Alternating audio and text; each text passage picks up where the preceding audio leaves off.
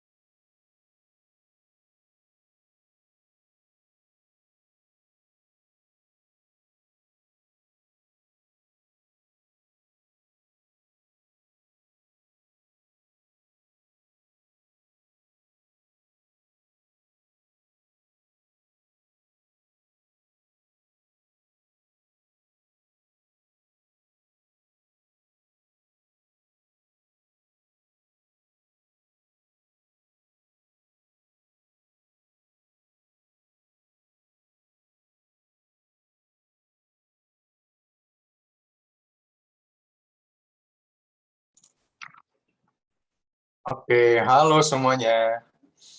Selamat pagi dan selamat datang di Breakout Room untuk sesi panel dan poster presentation. Perkenalkan, nama saya Dio, yang akan menjadi MC di Breakout Room hari ini. Jadi, di dalam Breakout Room ini akan ada sesi panel presentation dan poster presentation, di mana para presenter akan mempresentasikan makalahnya, dan untuk poster presentation akan dihadirkan pada hari Kamis 11 November 2021. Nantinya, para presenter akan menyediakan poster infografis dan video presentasi, lalu dilanjutkan dengan sesi tanya-jawab dengan presenter dan para peserta. Oh iya, sebelumnya juga saya ingin mengingatkan untuk para presenter yang ada di breakout room ini, untuk mengganti format nama sesuai dengan instruksi yang sudah diberikan. Oke, tanpa berlama-lama lagi, kita sambut saja moderator kita yang akan memimpin sesi panel dan poster presentation, yang akan dipimpin oleh Pak Dr. Alvanov Zabalansani Mansur, MM, dari Institut Teknologi Bandung. Kepada Pak Alvanov, waktu dan tempat saya persilahkan. Oke, terima kasih. Selamat pagi. Terima kasih kepada panitia atas kesediaannya untuk menjadikan saya moderator. Salam kenal semua pada panelis hari ini. Suara saya cukup terdengar jelas? Kalau ada noise di belakang ya, terus saya harus jelas ya. Oke. Baik. Berdasarkan masukan dari panitia, hari ini kita akan mulai sesi pertama dan ada 7 presenter yang harusnya sudah ready ya, sudah siap hari ini. Pertama adalah ada Tamara Audrey Tamose dari UPH, sudah hadir. Kalau saya lihat, sudah ya. Tamara, ya. Yang kedua adalah pemateri dari UPH juga, Rosa Evita Rahman, yang akan mempresentasikan akses konten kampanye dampak komentar buruk di sosial media. Tadi Tamara itu akan mempresentasikan identifikasi permasalahan desain identitas seksual istilah habitat Yarta di Yogyakarta. Kemudian di pada ketiga adalah Marcel Wijaya yang akan menceritakan analisis komparatif dalam adaptasi pragmatik dalam studi kasus video case combat. Saya sudah lihat ini menarik. Yang keempat ada Dea Gabriela dan Jessica Lorencia dengan judul analisis konten buku pesona Indonesia untuk rancangan buku ilustrasi. Yang kelima ada Kristi Cahyadi dari Universitas Ciputra yang akan mengajarkan mengenai seni dan kerajinan keberlanjutan keterampilan dan digitalisasi. Yang keenam ada Syahla Kamila Salsabila dan Roy Antonius Susanto dengan judul perancangan 2D game aplikasi edukasi merawat kucing dari Universitas Multimedia Nusantara. Yang terakhir ada Julian Justianto dengan judul perencanaan bisnis plan kewirausahaan produk berkualitas sustainable yang berbasis karya grafis dan fotografi dari UPH. Untuk membersihkan waktu, setiap materi akan presentasi sekitar 8 menit, kalau salah ya, 10 menit. Kemudian setelah semua presenter menyajikan materinya, nanti akan ada sesi tanya jawab yang dirangkum. Tentunya nanti akan para audiens bisa menuliskan pertanyaannya di chat sebelum lupa, atau nanti menyajikannya menyuarakannya pada saat sesi tanya jawab nanti akan dilangsungkan. Baik, untuk mempersingkat waktu, saya persilahkan Tamara untuk memulainya. Ya, mohon bantuannya untuk timekeeper ya. Oh, ini saya yang share screen. Saya share screen ya.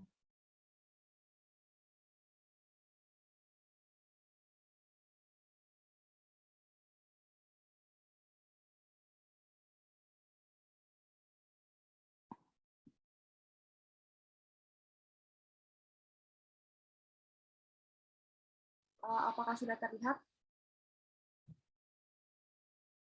Oke. Baik, akan saya mulai presentasinya. Selamat pagi, perkenalkan nama saya Tamara Audrey Tamose dari Universitas Pelita Harapan, jurusan Desain Grafis. Pada hari ini, saya ingin mempresentasikan mengenai topik saya yang berjudul Identifikasi Permasalahan Desain, Identitas Visual, Villa Habitat Yogyakarta, Yogyakarta. Industri dan sektor pariwisata merupakan salah satu industri terbesar. Pengembangan ini juga harus didukung oleh fasilitas pariwisata seperti tempat penginapan, baik villa maupun hotel. Salah satu kota di Indonesia adalah Yogyakarta yang memiliki daya tarik akan kekayaan dari seni budaya, keragaman objek, serta kreativitas. Banyak wisatawan mencari tempat penginapan berupa villa dibandingkan dengan hotel-hotel mewah karena fasilitas dan juga pelayanan yang lengkap, personal, serta kenyamanannya yang lebih tinggi. Habitat Viyarta ini merupakan salah satu penginapan di Yogyakarta yang merupakan inovasi pertama mengkonversi rumah menjadi villa dengan interior bergaya kontemporer sempurna Yogyakarta. Habitat Viyarta ingin setiap pengunjung dapat merasakan pengalaman mengenai Yogyakarta seperti rumah sendiri. Namun begitu banyaknya penginapan yang ada di Yogyakarta sehingga dibutuhkan identitas visual yang berkarakter untuk meningkatkan daya saing industri. Salah satunya untuk permasalahan ini caranya adalah dengan diselesaikan dengan perancangan ulang identitas visual untuk membangun identitas visual yang menunjukkan citra dari Habitat Viyarta serta memiliki secara visual berkarakteristik, kuat, dan juga konsisten. Masuk ke dalam kajian teori bahwa identitas visual adalah hubungan visual antara bagian dan juga keseluruhan visual maupun verbal, mulai dari logo sampai kepada aplikasi yang diperlukan. Karena itu, identitas visual yang dibangun harus memenuhi tujuan untuk mengidentifikasi, membedakan, dan membangun kehadiran yang berkelanjutan di pasar serta kepercayaan pada sebuah brand. Karena pada dunia pasar yang sekarang sangat kompetitif, ada banyaknya brand yang berbeda juga pada setiap produknya. Jadi merupakan sebuah keharusan untuk bisnis memiliki identitas visual untuk dapat berkomunikasi dengan jelas, konsisten, menarik, dan juga koheren. Karena itu terdapat juga kriteria yang harus dimiliki oleh sebuah identitas visual mengacu pada teori Robin Landa dalam bukunya yang berjudul Graphic Design Solution. Di antaranya recognizable atau mudah dikenali, memiliki wujud yang dapat diidentifikasi, memorable atau mudah diingat, artinya memiliki bentuk, warna yang menarik, koheren, dan juga unik. Yang ketiga, distinctive atau memiliki karakteristik, artinya memiliki nama, bentuk, warna yang merupakan ciri khas dari entitas dan dapat dibedakannya dengan kompetitor. Keempat, sustainable atau berkelanjutan, artinya bertahan lama, relevan dalam jangka panjang, sampai bertahun-tahun. Dan terakhir adalah fleksibel, artinya dapat diaplikasikan ke dalam berbagai media dan dapat dikembangkan. Kriteria tersebut harus dibangun untuk menciptakan koherensi, yaitu sebuah benang merah, untuk menyatukan visual dan juga verbal yang sama ke dalam sebuah brand, yang memerlukan harmonisasi semua komponen dari identitas visualnya. Karena itu, sistem identitas visual seperti warna, gambar, dan tipografi maupun komposisi merupakan pembeda yang kohesif menurut Alina Wheeler. Dapat dilihat pada tabel sebelah kanan. Lalu teori berikutnya adalah mengenai logo. Logo itu dibutuhkan karena merupakan simbol yang khas dari sebuah perusahaan, yang membuatnya menjadi pembeda dari kompetitor untuk memberikan identifikasi yang jelas. Sebuah logo harus memiliki konsep desain, ide yang mendasari apa dan bagaimana kita menggambarkannya. Dan konsep tersebut harus berdasarkan pada brief maupun brand strategi yang ada. Selain itu, logo juga dan aplikasinya harus konsisten untuk menciptakan pengenalannya di lingkungan dan menjadi pedoman bagaimana logo akan diterapkan ke dalam berbagai aplikasi. Pada tabel sebelah kiri dapat dilihat kriteria logo yang baik menurut Airi. Perancangan ini menggunakan tahapan dari Alina Wheeler, namun diadaptasi hanya sampai kepada 4 tahap saja karena pada perancangan ini bersifat simulatif. Tahapan yang sudah dilakukan saat ini adalah tahapan pertama dan kedua, yaitu conducting research berupa studi pustaka, observasi, dan wawancara, dan tahap 2 yaitu mengumpulkan data, analisa visual, dan identifikasi masalah. Kemudian masuk kepada data bahwa melalui wawancara dengan pemilik Habitat Vierta, beliau ingin agar orang yang menginap di sini dapat merasakan nyata berada di Yogyakarta. Dengan interior Habitat Vierta yang mengusung adat Yogyakarta ini dikemas dengan modern, dengan interior yang bergaya kontemporer sentuhan Yogyakarta. Target market dari Habitat Vierta ini dibagi menjadi 2 secara garis besar, yaitu lokal, terutama dari Jakarta, dan juga banyak foreign, seperti negara Malaysia, Singapura, dan juga UK. Namun, ini terjadi sebelum adanya pandemi. Untuk target market ini lebih mengarah kepada personal, artinya bukan mass tourism, di mana personal artinya mengarah pada bukan kepada rombongan yang berisi 50 orang, melainkan lebih kecil lingkupannya seperti 2-3 keluarga. Dengan penjabaran lebih rinci seperti pada tabel di bawah ini. Kemudian masuk kepada analisa logo. Logo Habitat Vierta ini terdiri dari logogram berupa batik ciprok grompol dan juga logotype berupa tulisan Habitat Vierta. Mulai wawancara dengan pemilik Habitat Vierta menjelaskan bahwa menggunakan logo ini yaitu logo batik ciplok grompol karena ingin merepresentasikan villa yang merupakan tempat berkumpul dan memiliki rasa hangat kekeluargaan. Jenis batik ini memiliki ciri khas seperti bentuk bunga mawar yang melingkar, bintang, atau bentuk kecil lainnya yang membentuk pola simetris. Namun setelah diidentifikasi dalam hal fleksibilitas, logogram dari motif ciplok grompol ini memiliki bentuk yang cukup rumit, dengan detail-detail kecil seperti elemen grafis, sehingga logo tidak mudah untuk diingat dan kurang aplikatif ke dalam berbagai media, terutama media yang berukuran kecil.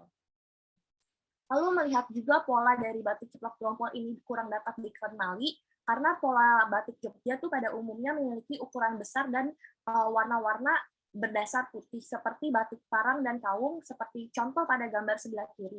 Sedangkan batik ciplok grompol ini memiliki bentuk yang kecil-kecil. Permasalahan kedua adalah mengenai logo, adalah mengenai logotype dari teks Vierta yang dibuat lebih kecil ukurannya dibandingkan teks Habitat. Dapat dilihat pada gambar di kanan, membuat kesan tuh Vierta seperti sebuah tagline, sehingga terlihat terpisah. Akibatnya hierarki logo tidak sesuai, padahal keduanya merupakan kesatuan logo. Permasalahan berikutnya adalah jika disandingkan dengan beberapa penginapan di Yogyakarta, logo itu memiliki kemiripan dengan beberapa penginapan baik villa maupun hotel yang ada di Yogyakarta. Konfigurasinya penggunaan logogram berupa motif batik, lalu bagian bawahnya terdapat logotype berupa nama penginapan menyerupai, sehingga tidak memenuhi tujuan dari logo, yaitu mudah diingat dan memiliki ciri khas atau karakteristik yang seharusnya dapat dibedakan dengan kompetitornya untuk memberikan identifikasi yang jelas. Melihat logo tidak dapat diidentifikasi dengan baik dan memiliki banyak permasalahan visual, terutama dalam form, sehingga logo tidak relevan untuk jangka panjang atau sustainable. Berikutnya adalah analisa koherensi antara logo dan tipografi. Berdasarkan observasi terhadap aplikasi logo di sosial media, logo tidak memiliki konsistensi. Mulai dari penampatan logo, latar belakang yang membuat logo tidak dapat terbaca dengan jelas, dan juga logo type Habitat Vierta yang berubah-ubah. Jenis typeface yang digunakan pun sangat beragam, mulai dari sans serif, serif, hingga script. Lalu komposisi teks tidak menentu, ada yang rata tengah, rata kiri, maupun rata kanan, sehingga tidak terlihat adanya sistem yang jelas. Berikutnya adalah mengenai komposisi warna, di mana dilihat dari segi warna yang ditonjolkan adalah warna coklat, namun dapat dilihat bahwa warna coklat, contohnya pada brosur dan beberapa amenities pada bagian kiri, belum terlihat warna yang jelas coklat seperti apa yang ingin ditunjukkan karena tidak memiliki color palette, sehingga warna coklat yang ditampilkan berbeda-beda. Dan pada sebelah kanan adalah poster sosial media, di mana warna yang digunakan tidak menentu, tidak mencerminkan adanya harmoni dengan amenities atau brosur yang menggunakan warna coklat. Terakhir, mengenai koherensi fotografi, dari segi fotografi, foto-foto yang diambil masih tidak memiliki sistem, di mana tone warna yang digunakan masih tidak konsisten, terlihat ingin menampilkan kesan vintage untuk memperkuat rasa nostalgia, namun belum dapat diaplikasikan ke dalam setiap foto. Untuk itu, kesan vintage dapat terasa jika diturunkan dari saturasi warna maupun kontrasnya. Subjek foto juga dapat mempengaruhi kesan vintage dengan menggunakan barang-barang kuno atau model baju dan aksesoris zaman dahulu. Karena itu dapat disimpulkan melalui proses tahapan yang sudah dilakukan bahwa habitat Hyatta belum memiliki konsistensi dan karakteristik identitas visual mengacu pada teori Robin Landa, seperti tidak konsisten tercermin dari logo dan juga sistem pendukungnya. Ada warna, gambar, tipografi, dan juga komposisi. Selain itu, logo tidak memenuhi kriteria utama, terutama dalam hal mudah diingat dan memiliki karakteristik karena serupa dengan logo kompetitornya. Jadi dapat disimpulkan bahwa habitat Hyatta belum dapat memenuhi kriteria sebuah identitas visual karena tidak dapat menciptakan benang merah atau koherensi, serta tidak memiliki karakteristik untuk dapat diidentifikasi. Sekian dan terima kasih. Terima kasih atas presentasinya, Tamara. Pas waktunya ya, dengan waktunya habis. Baik, kita lanjutkan ke presenter kedua. Silakan mempersiapkan materinya. Jangan lupa untuk presenter, menu-menu yang ada di layar jangan sampai menghalangi materi presentasi ya, karena di layar kami itu akan ada blok warna hitam nanti kalau dibuka terus-terusan. Ya. Silakan presenter kedua, Elsa. Oke Pak, bentar ya. Baik, itu aja ya Elsa. Oke. Sebelumnya sudah terlihat belum ya? Sudah terlihat dengan jelas? Sedang proses share screen. Ya, sudah muncul. Silakan. Oke, kalau gitu saya mulai ya. Selamat pagi semuanya. Perkenalkan, nama saya Elsa Evita Rahman dari Desain Komunikasi Visual UPH. Di sini saya akan mempresentasikan tentang makalah saya yang berjudul Analisis Konten Kampanye mengenai dampak komentar buruk di sosial media. Nah, apa sih yang melatar belakangi perancangan ini? Jadi, banyaknya netizen yang menyalahgunakan penggunaan sosial media menjadi salah satu latar belakang dari perancangan kampanye instalasi ini. Nah, apa saja sih penyalahgunaan di sosial media itu? Yang pertama, adanya penerimaan komunikasi yang mengancam, melecehkan, serta memalukan. Lalu, buktinya apa? Buktinya, menurut data statistik di Indonesia pada tahun 2020, terdapat 4.778 kasus hoax dan hate speech yang diadukan kepada Komnas HAM. Nah, lalu terdapat sebuah entitas yang bernama Jempol Baik. Itu merupakan sebuah gerakan sosial dengan tujuan untuk meningkatkan awareness mengenai ujaran kebencian. Nah, kegiatan yang dilakukan Jempol Baik itu ada memberikan konten edukasi di Instagram, udah gitu webinar, serta membuat kampanye mengenai awareness tentang ujaran kebencian. Lalu, berdasarkan latar belakang yang tadi udah disebutkan, dibutuhkanlah sebuah perancangan kampanye instalasi. Nah, kenapa harus instalasi? Karena dengan instalasi itu tuh kayak adanya pendekatan yang interaktif dan menarik. Menurut Bishop, pemberian informasi secara visual dapat diterima lebih baik daripada dengan cara auditori. Lalu, apakah pernah ada sebuah instalasi yang membawakan tema sosial media? Jawabannya iya, pernah ada, yaitu Humanize Us yang diadakan di Plaza Indonesia pada tahun 2019. Nah, instalasi ini tuh mengangkat tema sosial media dan kesehatan mental.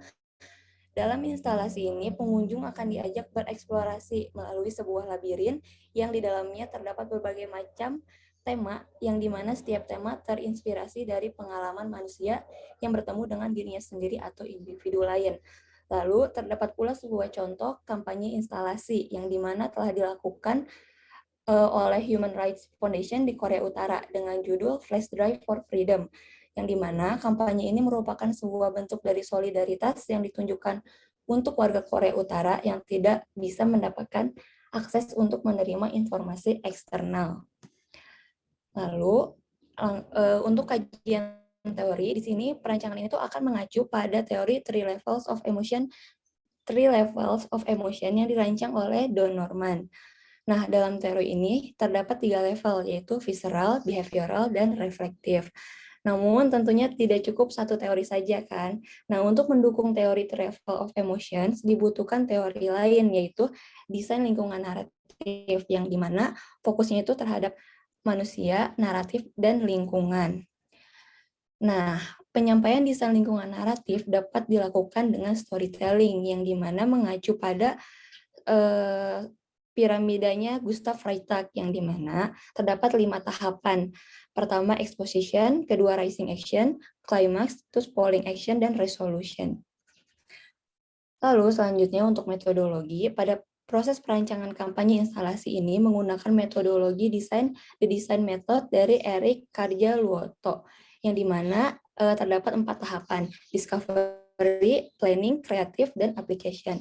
Namun pada proses perancangan ini baru mencapai discovery, yang dimana pencarian dan pengumpulan data.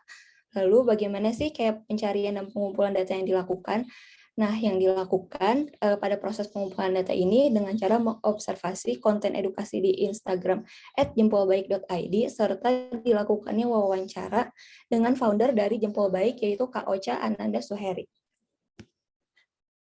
Nah, untuk tinjauan data di sini diambil 3 konten dari Instagram @jempolbaik.id, yang dimana konten pertama itu konten mengingatkan bahwa ujaran kebencian atau hate speech itu masih ada di sekitar kita. Tidak lagi kayak datang kepada orang-orang terkenal, kayak seperti artis atau influencer kayak gitu, namun sudah ada di sekitar kita pada orang-orang yang biasa kayak gitu. Yang kedua, konten yang diambil yaitu konten edukasi yang berisi tentang dampak dari ujaran kebencian bagi korban. Jadi ketika korban mendapatkan ujaran tuh apa sih yang korban rasakan, kayak gitu. Yang ketiga, yaitu konten edukasi berisi mengenai apa yang harus dilakukan ketika mendapatkan ujaran kebencian atau hate speech itu. Selanjutnya, hasil dari pembahasan.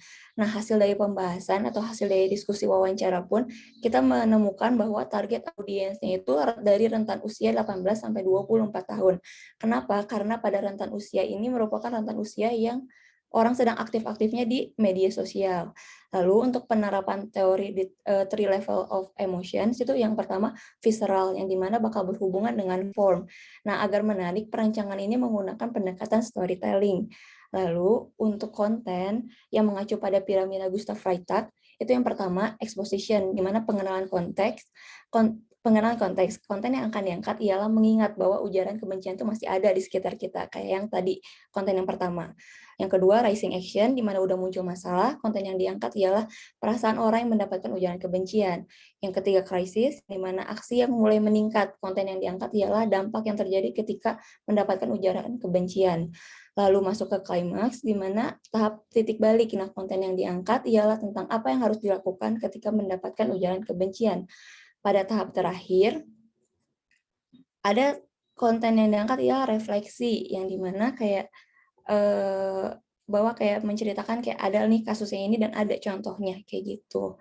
Untuk tahap 3 dari Three Level of Emotion yaitu kan reflektif, yang dimana bahasannya konteks yang berhubungan dengan audiens yang melihat di sini tuh akan melihat respon yang diberikan oleh audiens, kayak apakah informasi ini tuh kayak tersampaikan atau tidak kayak gitu.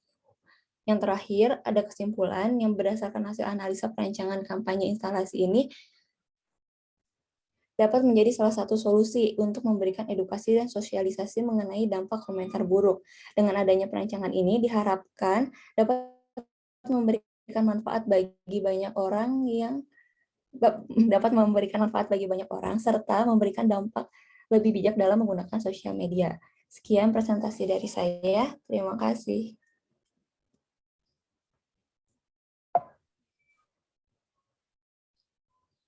Terima kasih atas presentasinya, Elsa. Waktunya masih banyak tersisa sebenarnya, tapi hebat bisa menyampaikan dalam cara yang ringkas dan jelas. Marcel Wijaya dengan judul analisis struktur naratif dalam adaptasi perang Parifet dan kasus video game Facebook. Saya persilahkan. Saya share screen Terima kasih, sekarang. Elsa, atas presentasinya ya. Ya, silakan. Apa sudah nampak? Sudah terlihat, silakan dimulai, Mas. Oke. Selamat pagi semuanya. Hari ini saya ingin mempresentasikan analisis struktur naratif dalam adaptasi perang prajurit dan studi kasus penggunaan struktur naratif itu dalam video game. Nah, untuk memulai ini saya memulai dengan penggunaan struktur cerita itu. Struktur cerita itu penting untuk membuat cerita yang koheren dan menarik audiens. Dan dalam tren-tren media sekarang ini banyak cerita yang dibuat dengan ada sebuah ide, tetapi akhirnya melenceng dikarenakan adanya pressure dari publisher ataupun pressure dari audience. Dan karena itu kita sebagai pencipta cerita atau untuk tugas akhir kita harus juga ada membentuk cerita yang dari awal sampai akhir sudah selesai agar bisa membuat cerita yang koheren agar tidak melenceng kemana-mana gitu. Nah, untuk bisa menjelaskan kayak mana struktur cerita itu bisa terbentuk, saya menarik dua teori yang ada itu. Yang pertama itu adalah Hero's Journey yang ditulis oleh Joseph Campbell dalam buku Hero with a Thousand Faces. Asal-usul teori ini muncul dalam bukunya ini dikarenakan penggunaan teori ini banyak digunakan untuk analisis mitologi Yunani. Dan karena itu mitologi Yunani itu memiliki alur yang bisa diputar-putar terus dan akhirnya bisa terbentuk dalam gambar seperti di sebelah itu. Dan dalam struktur ini dia ada terbagi menjadi bagian-bagian kecil, tetapi kita bisa ringkaskan menjadi 3 babak seperti separation, initiation, dan return. Separation itu adalah bagian awal, initiation itu adalah bagian konflik, dan return itu adalah bagian resolusi dalam teori kayak seperti Veritax Pyramid yang tadi sudah dijelaskan. Dan salah satu teori yang lain itu adalah petal storytelling. Nah, ini petal storytelling ini tidak memiliki unsur-unsur dari penceritaan, tetapi banyak digunakan sebagai cara presentasi kepada audience gitu. Dan dia berputar kepada cerita-cerita yang tidak memiliki hubungan satu sama lain, tetapi dia ada berputar kepada satu ide, dan cerita tersebut itu berputar kepada ide ini untuk menguatkan pesan yang ada dalam ide yang utama tersebut itu. Keuntungan dalam ini dia bisa memberikan perspektif yang berbeda-beda kepada ide ini dan bisa memberikan audiens lebih pandai lebih luas kepada ceritanya gitu. Nah, untuk metode penelitian ini saya pertama menganalisis teori tersebut, mencari bagian-bagian penting. Dan kedua itu adalah observasi studi kasus, di mana saya menggunakan video game dan saya membandingkannya dengan bagaimana cara mereka mempresentasikan cerita tersebut dan teori itu, dan melihatnya secara paralel bagaimana caranya. Dan hasil akhirnya adalah hasil observasi. Saya berhasil menelaah bagian-bagiannya, dan juga saya meneliti dalam adaptasi yang saya rencanakan gitu. Jadi untuk memulai itu tinjauan datanya ini adalah seperti ini, dengan ada dua video game yang berbeda-beda dengan metode penceritaan yang berbeda juga begitu. Nah, untuk memulai ini dua game ini sebenarnya adalah game arcade pesawat yang ada terjadi di dunia fiksi, dan karena dunia fiksi itu ada memiliki sejarahnya sendiri, ada memiliki bagian-bagian keunikannya, mitos-mitosnya. Game ini sangat kuat dalam sejarah mereka gitu. Tetapi cara presentasinya berbeda. Dalam gambar kiri kita ada melihat game yang bernama Ace Combat Zero yang menjadi prequel untuk Ace Combat 5. Tapi dalam presentasi itu Ace Combat Zero diberikan secara documentary. Jadi seperti yang bisa dilihat dalam penceritaannya itu, cutscene-nya itu berputar kepada dokumentasi kepada perang Belka ini, dan dengan caranya interview kepada salah satu karakter yang ada terjadi dalam sejarah-sejarahnya, dan juga menggunakan cuplikan-cuplikan dokumentasi yang ada di masa itu. Sedangkan Ace Combat 5 mengikuti struktur cara naratif Hero's Journey, dan karena itu kita tidak bisa melihat perspektif orang lain kepada cerita kita itu bagaimana, dan banyak mengalami cerita tersebut oleh pandangan karakter utama kita. Dan oleh karena itu dalam contohnya itu dalam gambar-gambar yang di kanan banyak perspektifnya itu langsung kita bertemu dengan karakter, kita bisa bisa berinteraksi dengan mereka tersebut. Nah, dan dari situ dengan perbedaan itu sudah jelas, sekarang kita bisa masuk ke bagian yang selanjutnya gitu.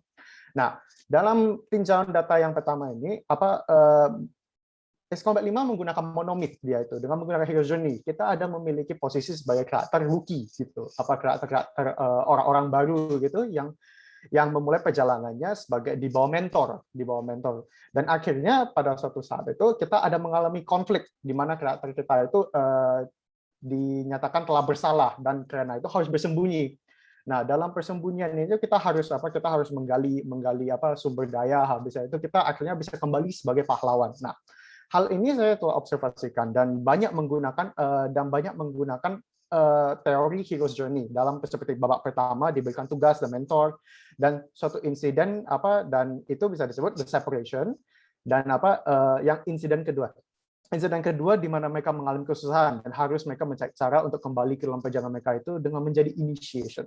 Dan dalam akhir perjalanan itu berhasil menjadi pahlawan dan itu artinya the return, mereka kembali kepada posisi mereka yang awal lagi dan menyebabkan itu lingkaran hero's journey itu terdapat gitu sebenarnya. Nah, sedangkan Ace Combat Zero dia memiliki cara yang unik dengan apa? Dalam permainan yang kita mainkan itu kita ada menggunakan hero's journey, kita ada masih bermain sebagai karakter utamanya, tetapi dalam metode penceritaan yang sudah dilewatkan yang sudah dijelaskan, dia ini menggunakan battle storytelling. Kita tidak cuma melihat aksi-aksi kita yang kita lakukan, tetapi kita juga melihat reaksi orang kepada aksi-aksi kita. Dalam foto-foto yang udah saya dalam ini grafik ini, nama-nama yang ada muncul-muncul di sekitar lingkaran itu adalah orang-orang yang kita temukan dan kita kalahkan. Dan banyak informasi yang kita dapatkan itu adalah informasi dari mereka-nya, apa yang mereka berikan kepada karakter utama kita, dan banyak hanya tersedia sebagai conjecture. Mereka tidak pernah bertemu dengan kita, tapi mereka bisa berasumsi kita itu seperti gimana gitu. Dan akhirnya cerita berfokus kepada karakter utama kita gitu. Perang yang ada terjadi di background itu hanya sebagai backdrop untuk biar bisa cerita tersebut maju tersebut. Tuh. Dan karena penggunaan dokumentari dalam cerita tersebut seperti alat naratif, kita juga bisa melihat skala perang ini dan bagaimana cara mereka itu dilihat itu secara lebih luas gitu dibandingkan cuma dengan karakter tertentu gitu soalnya. Nah, dalam usaha saya untuk mengadaptasi Perang Paragraf, saya menggunakan dasar-dasar dari analisis teori ini semua itu untuk membahas bagaimana saya melihat Perang Paragraf ini ada gitu. Dan untuk menjelaskan, Perang Paragraf itu adalah perang di era Majapahit pada tahun 1404 sampai 1406 yang terjadi karena adanya konflik penatahan ratu gitu oleh Beliau Wirabumi yang Raja Istana Timur dan Wikramawardhana adalah Raja Istana Barat gitu. Nah, dalam perang ini dokumen-dokumen kita tidak banyak terisi adanya, yang ada itu hanya adalah awal dan akhir perang itu, awal dan akhir perang itu sendiri. Dan karena itu bagaimana perang yang itu terjadi di antara awal dan akhir ini tidak memiliki banyak dokumentasi gitu. Nah, dalam usaha saya untuk mengadaptasi perang ini dalam video game, saya mendapatkan kalau bisa saya menggunakan hero's journey, kita dapat memfokuskan kepada karakter utama dan melihat awal dan akhir perang itu sampai tanpa meninggalkan karakter itu sama sekali. Tetapi kalau saya menggunakan battle structure, saya bisa mengalihkan fokus kepada usaha perang yang banyak gitu. Jadi saya bisa melihat bagaimana pihak-pihak tertentu itu bisa terganggu, sama juga bisa melihat bagaimana pandangan orang-orang lain kepada sisi lain dalam untuk memberikan skala besar lah kepada perang ini soalnya. Dan akhirnya saya berhasil menciptakan skrip ini seperti ini dan untuk memberikan saya ide bagaimana cara untuk meneliti bagaimana skrip saya akan koheren dalam penceritaan tersebut soalnya. Nah, dalam kesimpulannya, mempelajari struktur cerita itu penting karena kebiasaan untuk melenceng cerita itu sangat kuat, karena begitu kita ada mendapatkan sesuatu yang keren, penulis biasanya akan saya akan berfokus kepada ini atau enggak saya berfokus kepada ini kan. Nah, oleh karena itu penggunaan metode itu sangat penting untuk biar kita bisa tetap kepada koheren itu dan juga bisa digunakan untuk analisis cerita lebih banyak dan lebih mendalam gitu. Itu saja, terima kasih.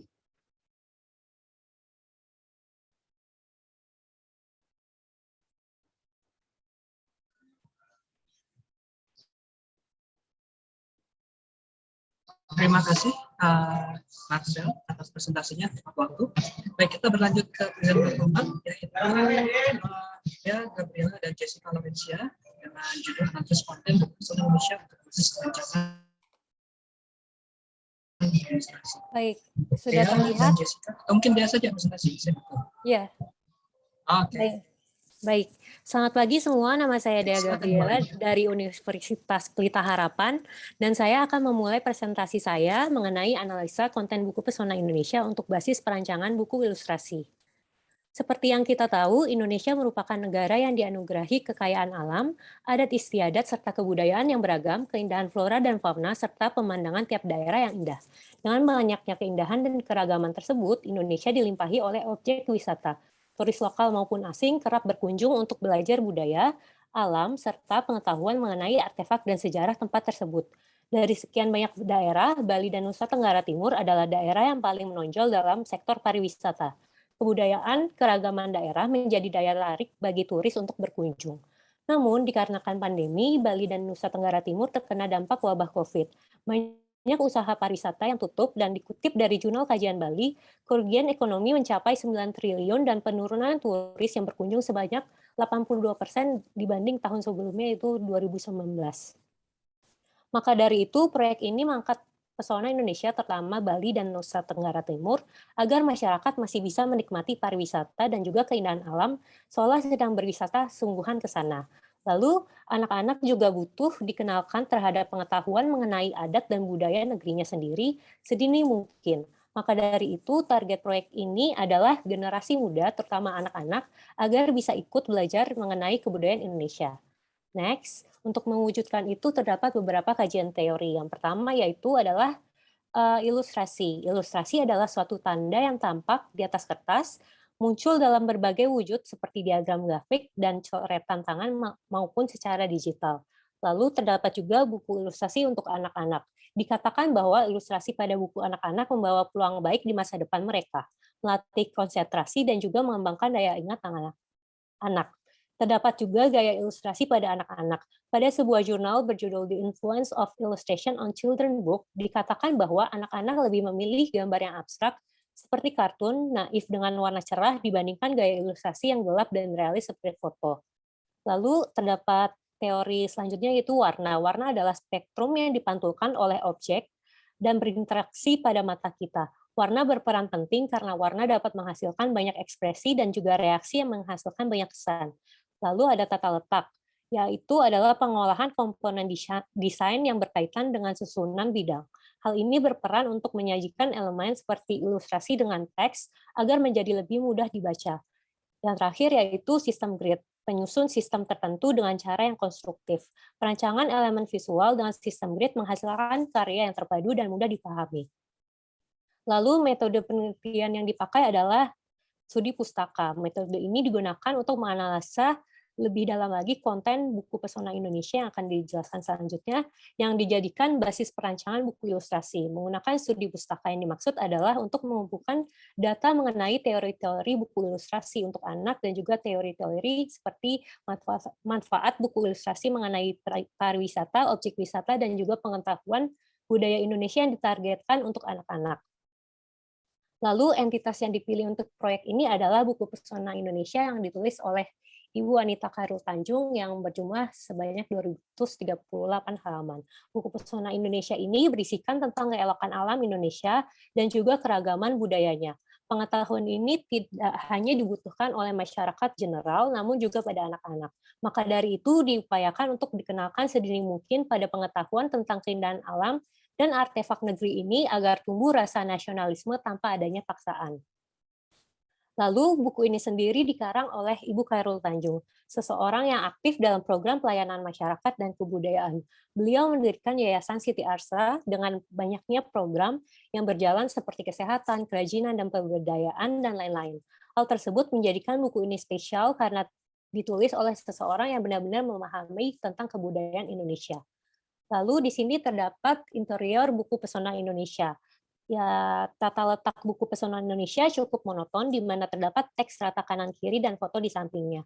Hal ini menjadi pertimbangan untuk perancangan buku ilustrasi dengan audiens anak-anak. Seperti yang dikatakan pada kajian teori, anak-anak lebih memilih gambar yang abstrak, non-realis, dan berwarna cerah seperti kartun. Gaya ilustrasi yang memang ditujukan untuk anak-anak. Hal tersebut diharapkan agar anak-anak lebih bisa tertarik dan untuk mengenal dan belajar kebudayaan Indonesia. Lalu buku Pesona Indonesia ini adalah menjadi basis perancangan buku ilustrasi. Maka dari itu penting bagi penulis untuk menunjukkan proyek serupa yang pernah eksis. Salah satunya yang pertama adalah buku Wild World oleh Angela. Buku Wild World ini adalah merupakan buku ilustrasi yang memberikan pengetahuan tentang alam dan juga flora dan fauna. Dengan pendekatan gaya ilustrasi yang cerah, buku Wild World merupakan salah satu contoh buku ilustrasi untuk anak dengan konten lingkungan alam yang sudah dipublikasikan dan terbilang sukses, di mana pada situs goodreads.com tercatat akumulasi tinjauan mendapatkan bintang 4,6 dari 5, yang mana terbilang sangat baik. Lalu proyek serupa yang selanjutnya adalah proyek Travel Oregon. Di sini proyek Travel Oregon adalah proyek serupa yang mempromosikan pariwisata dengan menggunakan media ilustrasi pada animasi dan juga pada halaman websitenya. Dengan menggunakan gaya yang lebih hiperbola atau sesuai judulnya slightly exaggerated, hal ini sengaja dibuat terlihat seperti mimpi dan magis agar menjadi penerobosan baru dalam pariwisata. Dan terbukti studio yang menangani proyek Travel Oregon ini mengatakan bahwa dengan penyampaian cara yang lebih unik, penonton menjadi tertarik dan ingin berwisata ke Oregon. Lalu kesimpulan dari ini adalah simpulan berdasarkan studi pustaka yang sudah dilakukan, Indonesia terutama Bali memiliki potensi wisata yang besar dengan keindahan alam dan keragaman budaya yang penting untuk diperkenalkan lebih dini pada audiens anak-anak untuk mengenal bangsanya. Maka dari itu, penulis merekomendasikan perancangan media visual berupa redesain buku Pesona Indonesia dengan gaya ilustrasi yang ditujukan untuk anak-anak. Perancangan ini tentunya disesuaikan dengan prinsip dan kaidah desain yang baik dan benar. Untuk tahapan selanjutnya, yaitu perancangan visual, akan dilakukan kumpulan lagi riset studi pustaka yang seperti menentukan kata kunci visual dan pertimbangan visual lainnya. Sekian dari saya, terima kasih. Terima kasih atas presentasinya, Dea. Materinya menarik ya. Baik, saya baru mendapat kabar bahwa materi berikutnya belum hadir. Oleh karena itu, saya minta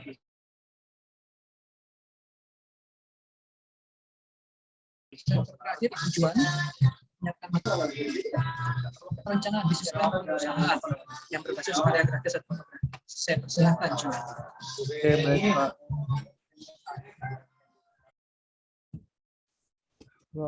Apa sudah terlihat ya? Baik. Apa sudah dimulai? Apa Barmen ini mengganggu? Silakan. Oh ya. Oke. Selamat pagi semuanya. Saya Juan Justianto dari Universitas Pelita Harapan akan mempresentasikan mengenai perencanaan bisnis plan kewirausahaan produk berkualitas sustainable berbasis karya grafis dan fotografi. Untuk latar belakangnya kita telusuri dulu mengenai graphic designer dan kewirausahaan. Pada umumnya desainer grafis yang diketahui itu desainer grafis hanya jualan jasa desain aja. Namun sebenarnya tidak demikian karena di Indonesia sendiri pada tahun 90-an sampai 90-an dan 2000-an awal sudah ada beberapa graphic designer yang berhasil menjual produknya berbasis karya grafis mereka. Misalnya di sebelah kiri ada Hermawan Tanzil yang menjual produknya berupa stationery, lalu sebelah kanan ada Ben Wirawan dan Hanafi yang menjual produknya berupa merchandise atau souvenir pariwisata berbasis karya grafis mereka sendiri. Hal ini bisa dilihat bahwa Indonesia juga tidak asing dengan graphic designer yang menjual produknya berbasis dengan mengimplementasikan ilmu grafis mereka. Lalu seiring berkembangnya teknologi, para produsen itu tidak hanya graphic designer, para produsen pada umumnya mulai memberanikan diri untuk melakukan penjualan atau distribusi produknya secara digital menggunakan media sosial. Distribusi seperti ini sebenarnya membawa kemudahan bagi semua pihak. Jadi semuanya menjadi jauh lebih cepat dan lebih cepat menjual, juga lebih cepat membeli. Hal ini sebenarnya berdampak pada naiknya angka konsumerisme yang setiap tahun semakin naik. Seperti pada yang saya lampirkan di presentasi ini, total pengeluaran per kapita non makanan per bulan Indonesia, busana itu salah satunya merupakan angka yang terbesar yang menjadi pengeluaran per kapita di Indonesia. Nah, dengan adanya kecepatan ini, ada beberapa hal yang sebenarnya direduksi oleh para produsen, khususnya pada produsen busana. Hal ini muncullah sistem market yang baru bernama fast fashion, di mana fast fashion itu menitik beratkan pada kecepatan penjualan, sedangkan mereduksi dan menurunkan kualitas pakaian dan sustainability-nya. Pakaian menjadi semakin mudah rusak dan tidak tahan lama. Tren pun hanya sesaat dan tidak berarti secara jangka panjang. Untuk itu, pada proyek kali ini yang ingin saya bangun adalah membuat sustainable product untuk mendukung sustainability. Pada presentasi kali ini akan menjelaskan mengenai penyusunan bisnis model kanvas, penyusunan STP, perancangan brand, perancangan nama dan identitas visual. Lalu saya lampirkan mockup implementasi saya. Lalu sebelumnya kita ketahui dulu apa sih entrepreneurship itu. Entrepreneurship itu merupakan sikap mental dan jiwa yang selalu aktif untuk meningkatkan pendapatan dalam kegiatan usahanya atau kiprahnya. Lalu ada produk ini juga mengenai suatu barang yang tangible yang dijual oleh para wirausaha tersebut. Lalu mengenai brand adalah merek yang kuat dan ekuitas besar, merupakan aset yang berharga bagi suatu kegiatan wirausaha yang menjual produk mereka. Brand juga memberikan dimensi lain tentang pencitraan suatu produk, memberikan suatu image yang baru. Added value juga merupakan bagian dari branding. Lalu ada mengenai sustainability. Sustainability ini yang dari tadi saya jelaskan, yang dari tadi saya mention, sustainability itu berkaitan dengan pembangunan yang seimbang bersama-sama dengan masalah ekologi yang mempertimbangkan konsekuensi berjangka panjang yang penting bagi pemerataan sosial ekonomi, lingkungan, dan secara jangka panjang. Jadi sustainability ini berkaitan dengan bagaimana kita memutuskan sesuatu sekarang yang konsekuensinya secara jangka panjang dapat dipertanggungjawabkan. Lalu yang pertama, pada metode penelitiannya saya akan menggunakan bisnis model kanvas. Ini merupakan model kanvas yang saya gunakan dari metode oleh Alex Osterwalder. Lalu juga saya menggunakan segmenting, targeting, dan positioning oleh Philip Kotler. Lalu saya juga pada metode melakukan graphic design solution yang dicetus oleh Robin Landa. Lalu untuk secara keseluruhan metodologi yang digunakan adalah hybrid untuk kebutuhan branding development, product development, dan business development. Dapat dilihat bagian atas ini merupakan lebih ke branding development-nya, lalu yang bawah lebih ke product development-nya. Setelah ada branding dan produk, barulah dimulai untuk business development-nya, mulai dari implementasi sampai marketing plan. Lalu selanjutnya ini tinjauan data saya mengenai bisnis model kanvas yang saya sudah buat. Jadi key partners-nya merupakan sustainable quality fabric vendors, ethical garment confection, eco-friendly print shops, lalu local hand-dye artists. Key activities-nya juga ya seperti yang kita tahu ada riset, planning, designing, creating, producing, marketing, dan interacting. Lalu value proposition-nya mungkin lebih seperti barang-barang fashionable yang berbasis karya artwork. Juga dengan brand yang membuat sense of belonging. Lalu seperti customer relationship juga bagian dari marketingnya untuk nanti. Lalu secara customer segment sendiri ada yang saya lampirkan seperti berikut. Lalu juga pada key resource-nya yang bakal menjadi kunci utama bagaimana brand ini survive adalah artwork yang harus didesain secara sangat hati-hati, lalu dengan kualitas yang sustainable, lalu juga ada consistency of brand personability. Jadi bagaimana seperti yang kita dengar hari kemarin mengenai immersive visual, sebenarnya brand ini juga ingin menerapkan multimedia itu dalam mencapai suatu karakter brand yang memorable dari berbagai macam media dengan branding yang konsisten. Lalu Saya lanjut ke next-nya. Kita akan lihat ke segmenting, targeting, dan positioning yang sudah saya buat. Market segmentasinya tentu saja mengenai wearable art atau art merchandise. Jadi semacam contoh produknya adalah seperti ini. Jadi mengimplementasikan artwork ke dalam produk yang bisa dipakai. Lalu targetingnya sendiri ada secara demografik ada laki-laki dan perempuan usia 23-28 tahun, ekonominya menengah dan ke atas. Lalu secara geografik perkotaan di ibu kota dan Indonesia dan negara tetangga. Lalu secara psikografik yang ditargetkan adalah orang-orang yang konsumtif, yang mengerti akan tren, lalu impulsif secara konsumtifnya, lalu secara sosial aktif, lalu pandai dalam menggunakan teknologi, lalu sangat peduli terhadap penampilan, lalu juga tertarik terhadap seni, desain, dan busana dan fashion, lalu bekerja atau terlibat dalam industri entertainment atau industri kreatif. Lalu pada positioning towards audience adalah positioning terhadap customer kita. Jadi positioning brand ini adalah a studio that offers sustainable wearable art merchandise for those active young adults who appreciate postmodern art and sees fashion and appearance as mediums of expression and self-identifications. Lalu sebelum kita masuk ke positioning terhadap kompetitornya, mari kita belajar dulu kompetitornya.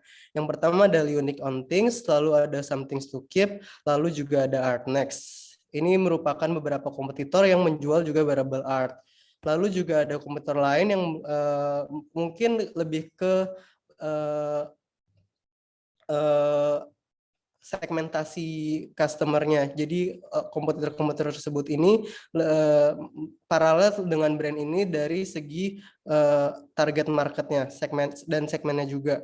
Jadi ada Play with Patero, Voices Baby, dan Drunk Dead in the Lobby. Lalu dari yang sudah kita pelajari dari brand-brand kompetitor, kita juga bisa melakukan positioning towards kompetitor. Jadi pada skema tabel ini saya menggunakan tabel spektrum seperti ini yang akan menjelaskan mengenai karakter dari brand yang akan dibuat. Jadi dari spektrum klasik dan modern, lalu playful dan serious. Brand ini merupakan mungkin brand yang mungkin sifatnya lebih serius dan juga lebih modern, berbeda dengan kompetitor yang lain. Lalu pada voice and formality, yaitu kayak loudness dan muteness-nya, brand ini akan jauh lebih tidak seloud brand-brand lain untuk memberikan kesan yang lebih serius dan kesan yang lebih kalem juga dan lebih berwibawa. Lalu saya pada brand ini juga akan menjual produk-produk yang sifatnya jauh lebih formal daripada brand-brand yang lain. Seperti soalnya yang kita sudah tahu bahwa brand-brand yang kompetitor yang sebelumnya hanya menjual pakaian berupa kaos dan celana pendek gitu, sedangkan pada brand ini akan menjual mungkin lebih ke kemeja dan celana panjang mungkin yang sifatnya lebih rapi.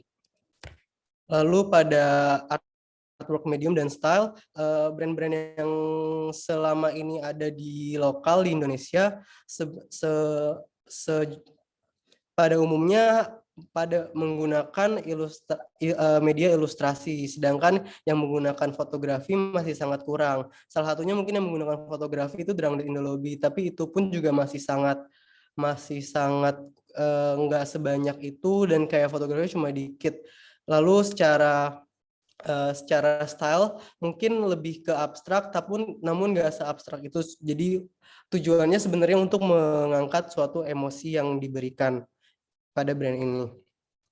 Lalu identifikasi kebutuhan desain dan objektif komunikasi. Jadi ini sudah habis, bisa langsung direkap. Sudah habis ya Pak, jadi nggak bisa lanjut ya Pak? Bisa langsung direkap atau di skip ke bagian kesimpulan aja. Ya. Walaupun kamu yang terakhir. Jadi saya melakukan direction untuk Akhirnya masih keluar, mungkin lebih baik bisa di Oh ya. Jadi setelah yang saya lakukan adalah membuat brand tersebut, meriset visual identity mood board, lalu ada melakukan pemilihan dan pemilihan typeface, pengolahan typeface, juga ada logo development. Logo development ini juga saya melakukan finalization, lalu ada saya coba implementasi ke dalam visual. Jadi lalu logogramnya sendiri saya mulai sketsa, setelah sketsa juga ada melakukan thumbnailing. Dari thumbnailing itu saya coba olah untuk mencari feel yang lebih sesuai dengan mood board yang sebelumnya dibuat. Lalu ini merupakan visual implementasi untuk melihat kompatibilitas keduanya, logogram dan logo type. Lalu ada juga saya coba melakukan, ini masih dalam bentuk visual exercise, yaitu dengan coba mengimplementasikan sifat tipografi dari logonya dengan media-media yang berbeda. Lalu setelah itu saya juga sebenarnya udah melakukan product development untuk koleksi yang pertama. Mungkin yang pertama ada judulnya Dreams and Desire. Terus udah coba melakukan abstraksi dari narasi dari koleksi tersebut. Ya, terus yang lakukan selanjutnya adalah seperti kesimpulan. Jadi sekiranya mungkin sudah ada pencatatan dari panitia. Ya mungkin bisnisnya apa riset yang saya lakukan bisa membantu untuk menunjukkan bahwa sustainability juga bisa keren dan bisa membuat anak muda percaya bahwa sustainability itu bisa dibuat jadi wearable art yang baik gitu. Terima kasih. Gitu aja. Terima kasih Juan. Materinya sebenarnya menarik ya, yang membicarakan itu banyak. Cuman waktunya terbatas. Mungkin bisa kalau kita bisa diskusi nanti akan dibahas lebih lanjut ya. Terima kasih. Terima kasih. Baik, kita sudah ada presenter terakhir sama-sama. Oke, tidak ada presenter lain ya. Baik, kalau begitu kita bisa masuk ke sesi Q&A. Bagi yang ingin bertanya, silakan.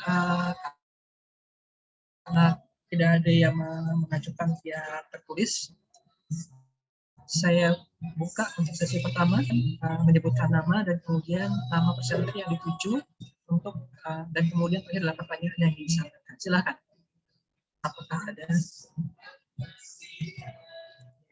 Di sini ada Bu Nadia Mahathir, dosen dari UMN, mungkin bisa mulai. Saya langsung mendongeng ya. Bu Nadia mungkin atau sedang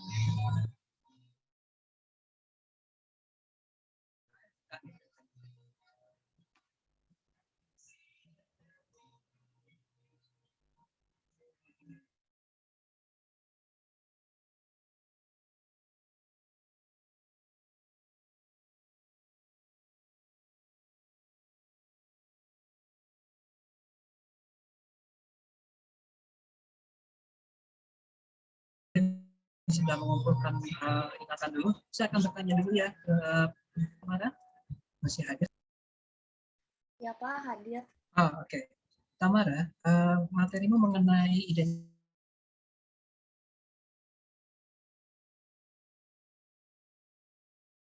identifikasi permasalahan desain dari film. Kalau misalnya dia harus didesain ulang identitasnya. Saranmu bagaimana? Oh maaf Pak, suaranya putus-putus.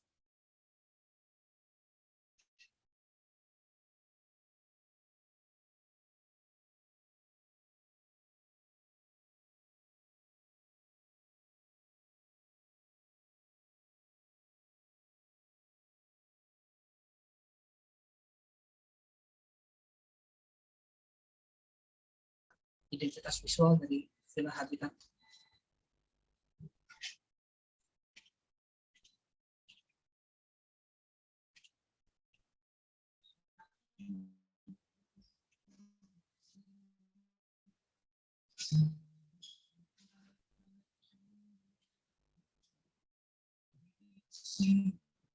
Silakan. Apakah suara saya terdengar? Masih putus. Putus-putus ya. Oke, saya coba saya tulis via chat juga. Jadi menurutmu dari apa yang kamu hasilkan dalam adalah analisismu ya terkait dengan identitas visualnya si habitat Jakarta ini. Kamu sendiri merekomendasikannya gimana? Apa yang pendekatan yang sebaiknya dilakukan? Pendekatan desain yang dilakukan ya Pak? Sebagai perancang, sebagai desainer. Pendekatan desain yang saya lakukan tuh lebih ke arah togetherness gitu sih Pak. Soalnya kan konsep togetherness-nya ya. Iya, togetherness, karena kalau dari wawancara dengan pemilik Habitat Viata sendiri, mereka kan dia kan pakai batik ceplok gropol tuh untuk elemen visualnya sendiri, apakah kamu sependapat dengan sejenisnya sebagai? Kenapa Pak? Silakan lanjutkan. Kalau melalui wawancara dengan pemilik Habitat Viata sendiri, dia bilang kan emang menggunakan batik ceplok gropol tuh untuk merepresentasikan kebersamaan, rasa kekeluargaan, karena kan villa juga emang buat tempat berkumpul kan. Nah karena itu desain yang ingin saya angkat untuk Habitat Viata ini mungkin akan lebih ke arah pendekatannya sih tentang togetherness itu sendiri sih Pak. Cuma dengan tidak menggunakan batik ceplok gropol lagi gitu. Oke. Nah, terima kasih atas pendapatmu ya. Pendapat desainer itu harus berbasiskan pada sesuatu yang rigid dan reasoning yang kuat, sehingga mereka para klien itu tentunya akan dengan mudah menerima pendapat. Nice, terima kasih teman. Oke, saya lanjutkan ke Elsa. Ini sama-sama tokoh di Disney ya, saya. Elsa, kalau menurutmu dengan storytelling ini apa yang ingin dikejar? Oke, Pak. Kalau dari adalah ya. Oke, dari storytelling ini apa yang akan didapat gitu, Pak? Oke. Ya, ekspektasimu respon dari target marketnya gimana? Oke. Karena kayak setelah melakukan studi berdasarkan storytelling itu kan nanti tuh di instalasinya itu pasti akan jadi ada beberapa tahap atau mungkin bakal ada masuk beberapa ruangan yang dimana yang diharapkan itu dengan adanya tahapan atau kayak masuk kayak beberapa tahap yang diatur itu tuh kayak informasi yang disampaikan tuh akan tersampaikan lebih baik, karena jika tanpa menggunakan storytelling atau tanpa ada arahan, itu tuh tidak akan tersampaikan dengan baik. Karena kalau dilihat kan kayak ketika orang mendapatkan komentar buruk, itu kan kayak untuk mencapai sampai titik dia merasa depresi atau dia merasa kayak sakit, kayak gitu kan itu ada prosesnya ya Pak. Jadi maka dari itu diadakannya storytelling biar kayak para audiens yang melihat pun bisa merasakan kayak apa yang dirasakan orang ketika mendapatkan ujaran kebencian itu. Seperti itu, Pak.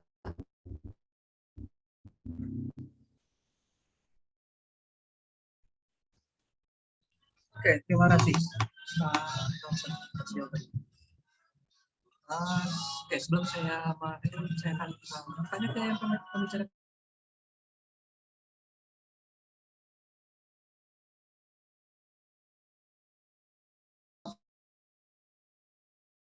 Mas, kalau perang pada grup ini, kalau kamu menggunakan proses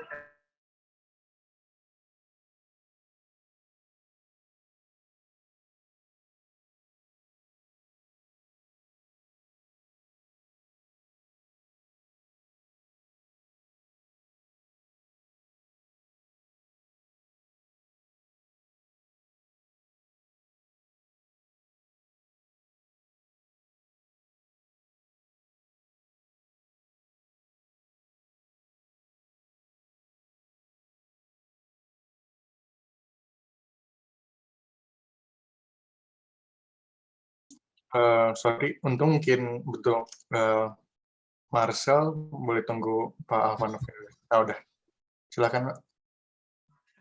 Maaf, saya terdisconnect karena jaringannya sedang tidak stabil. Oke, terima kasih. Sebenarnya dikit ya Pak sebenarnya. Oke, saya lanjutkan ya. Jadi untuk Marcel, kamu kan akan mengangkat peran para Greg ya dalam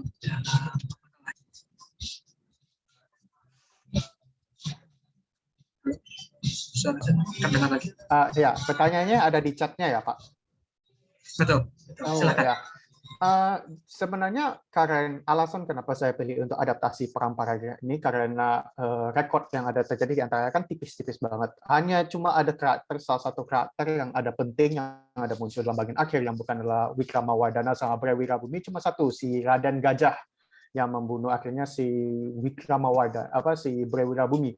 Nah, karena karakter ini dia hanya muncul dari terakhir, saya sebenarnya ada rencana untuk menggunakan karakter ini, soalnya dia punya role-nya itu sebagai pengakhir perang itu sebenarnya menarik juga soalnya gitu. Tetapi karena natur dalam sejarahnya itu tidak banyak ada rekomen, saya sebenarnya masih lagi menggali lagi sebenarnya karakter siapa yang bisa dicari gitu.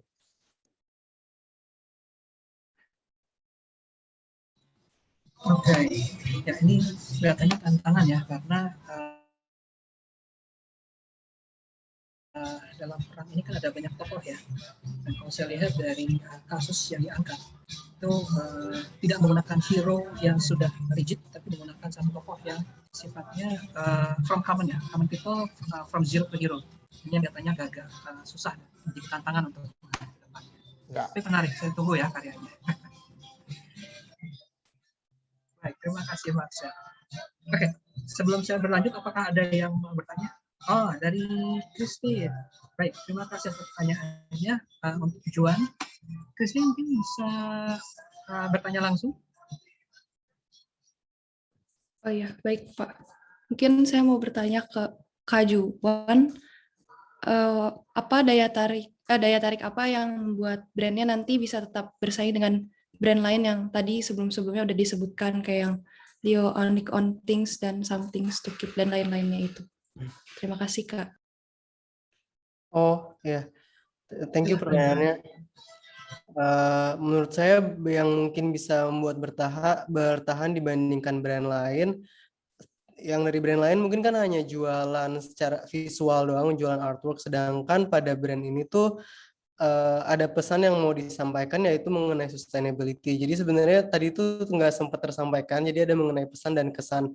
Kesan itu mungkin lebih ke brand, citra brandnya seperti apa, tapi ada pesan pula yang bahwa brand ini tuh suatu brand yang mendukung sustainability dari produk, dari material-materialnya pun. Saya juga akan melakukan riset mengenai material ke vendor-vendor yang tersedia di Indonesia untuk melakukan riset mengenai material sustainable untuk diimplementasikan kepada produk-produknya. Jadi selain itu juga mungkin dengan karakter brand yang mungkin lebih kuat juga, karakter brand yang karena kita desainer grafis ya, maksudnya pasti bisa menciptakan brand yang jauh lebih kuat, maksudnya menciptakan brand yang kuat dan bisa relate kepada audiensnya.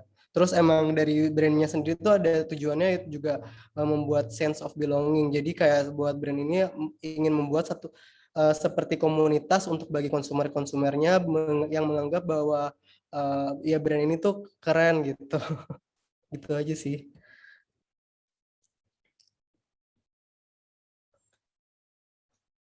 Apakah udah terjawab? Sudah Kak, Oke. terima kasih. Terima kasih Juan atas jawabannya. cukup terjawab, Christine, pertanyaannya? Iya Pak, sudah. Oke, kalau gitu saya lanjutkan sedikit ya ke Juan dulu. Kalau menurutmu Juan, pendekatan yang dilakukan itu apakah pendekatan dari internal atau dari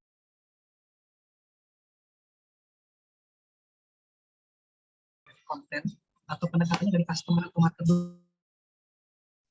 Maaf Pak, putus-putus.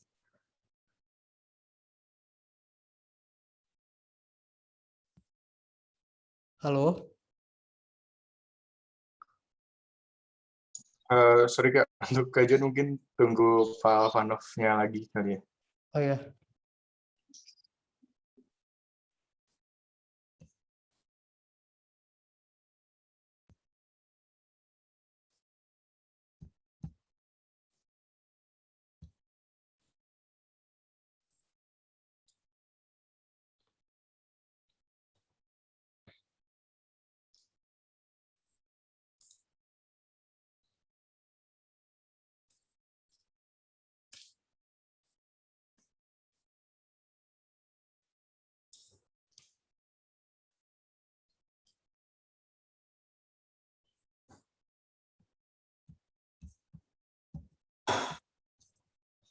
Iya Kak, sambil tunggu, saya boleh deh nanya ke Kak Juan.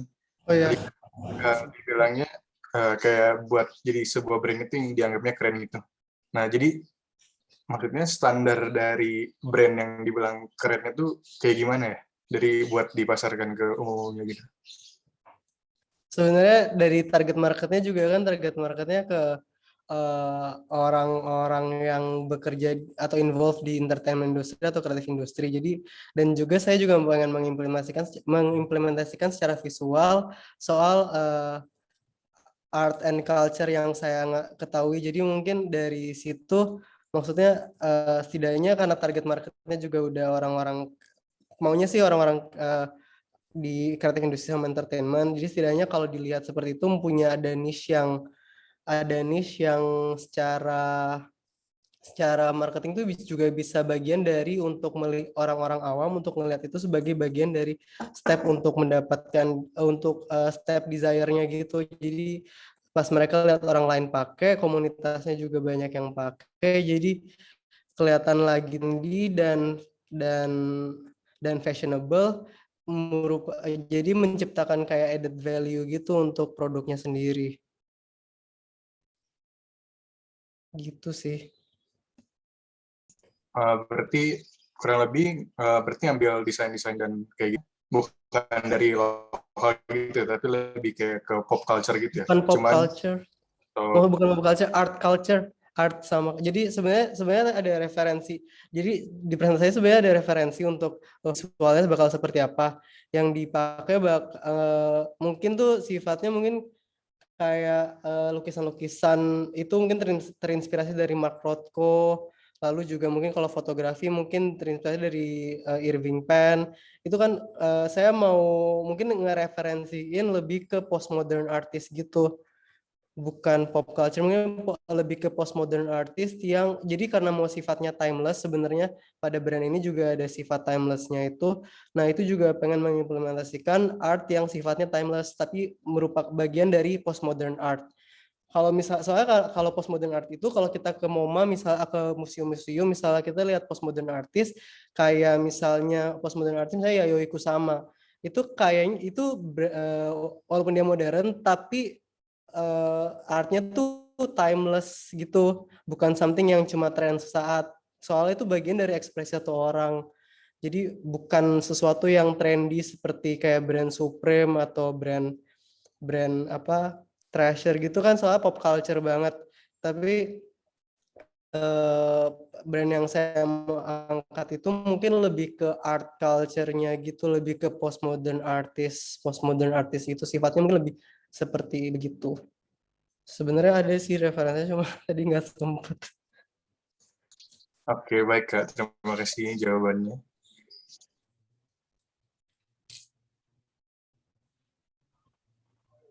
Baik, mohon maaf karena koneksi saya sedang tidak stabil ya. Terima kasih atas jawabannya ya Juan. Iya. Menarik sebenarnya ya.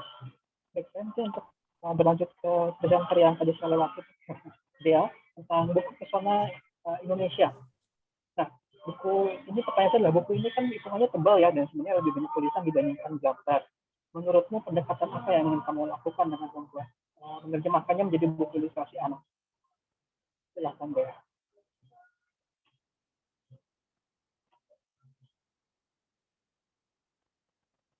Masih di mute ya.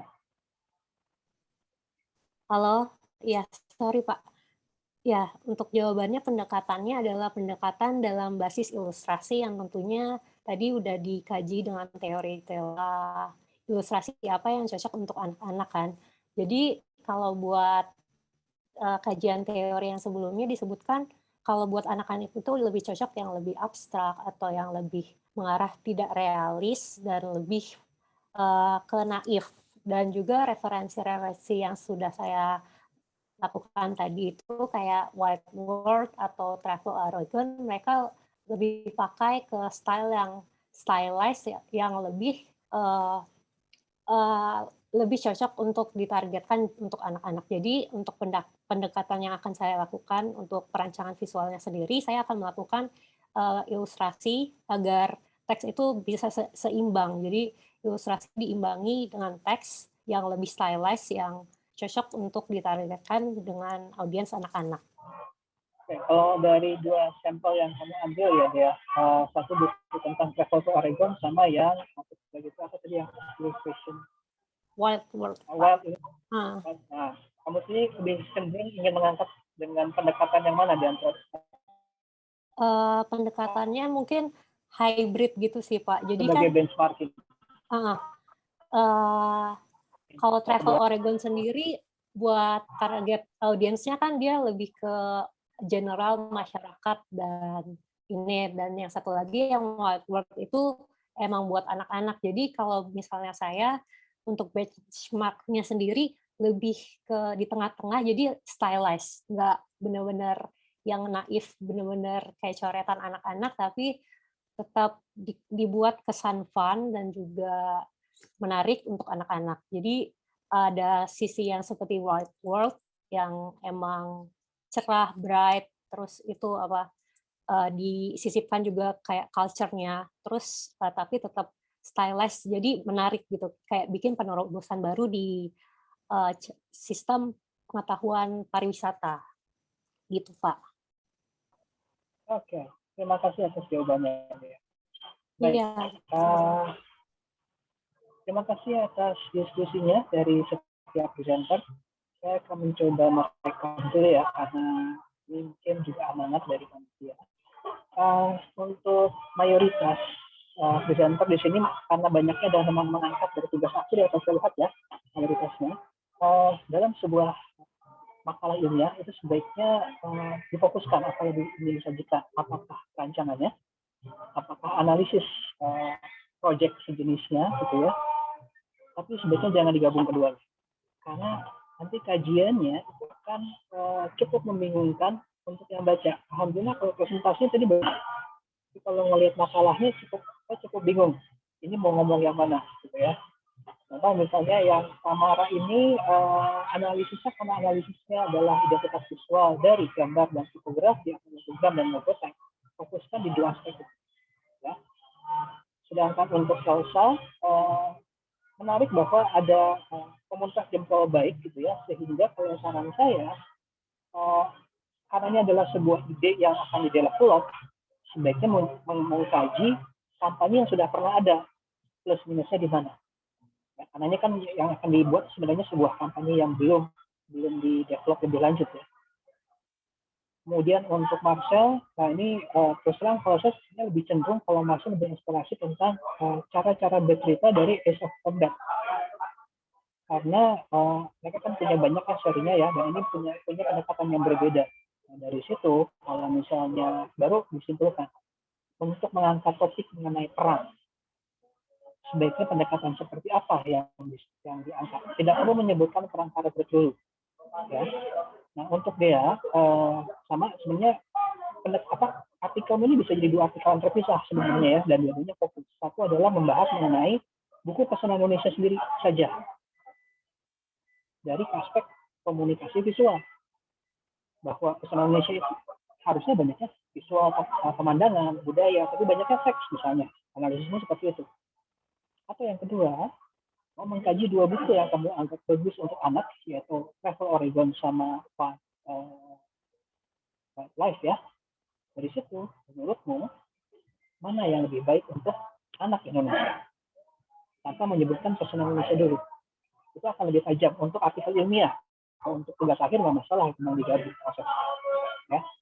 Nah, untuk Juan sebenarnya ini menarik ya, dan kalau saya bilang topiknya panjang.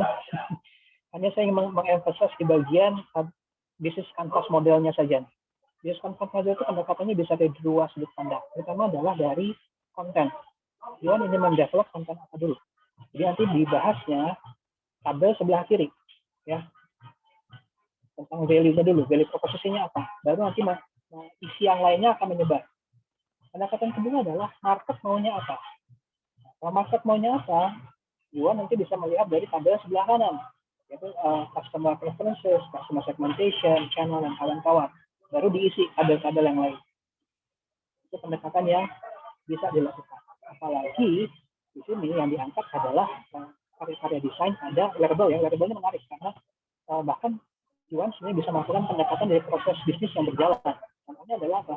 Tidak perlu membuat produknya dulu, tapi membuat prototype dalam digital. Karena banyak marketplace yang cukup masukkan desain, sudah bisa jualan, dan sifatnya adalah PO. Ini akan menjadi sangat menarik sebenarnya untuk eksplorasi lebih jauh. Tapi overall, terima kasih atas materi-materi yang disajikan, menarik semua. Dan jujur lebih menarik presentasinya. Saya harapkan kalau papernya masih bisa disempurnakan, kalau disempurnakan ya, karena sayang sekali presentasi tadi itu sebenarnya jauh lebih baik dibandingkan apa yang ditulis, belum menyesuaikan semua yang apa yang dipresentasikan tadi. Baik, untuk itu materinya, sesi ini saya tutup karena sudah 10.30, saya kembalikan ke panitia. Terima kasih. Assalamualaikum warahmatullahi wabarakatuh. Ya, baik. Terima kasih, Pak. Silakan, Pak. Ya, materinya narik-narik ya benar ya, Pak. Terus macam-macam juga materi dari logo, media sosial, karakter kayak gitu, sampai tadi membuat brand dan bisnis. Saya juga ingin berterima kasih Pak Alvanov yang sudah meluangkan waktunya untuk menjadi moderator pada sesi panel dan poster presentation ini. Saya juga berterima kasih untuk para presenter dan juga para hadirin yang sudah berpartisipasi dalam kegiatan sesi ini. Nah, sebelum kembali ke main room, kita boleh foto-foto dulu kali ya. Nah, sesi dokumentasi akan dipimpin oleh Kak Sabin. Silahkan Kak Sabin. Oke. Wah, menarik banget ya tadi. Ayo, berarti sekarang kita dokumentasi dulu. Semuanya dipersilahkan buat open cam.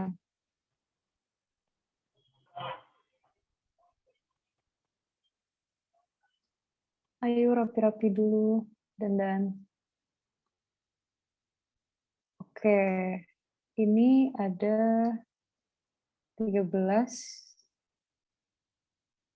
peserta. Oke.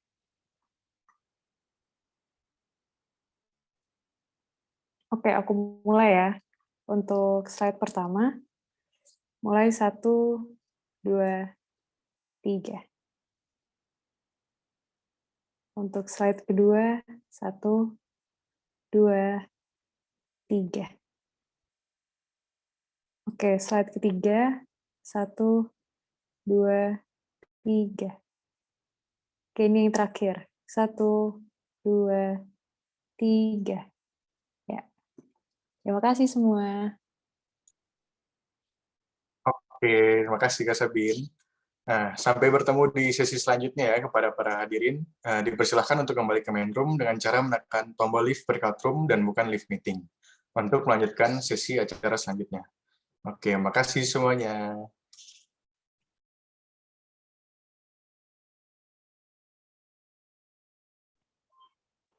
Terima kasih panitia. Saya mungkin akan langsung ya karena ada meeting lain. Ya, boleh Pak. Sampai ketemu besok ya. Terima kasih Pak. Selamat melanjutkan.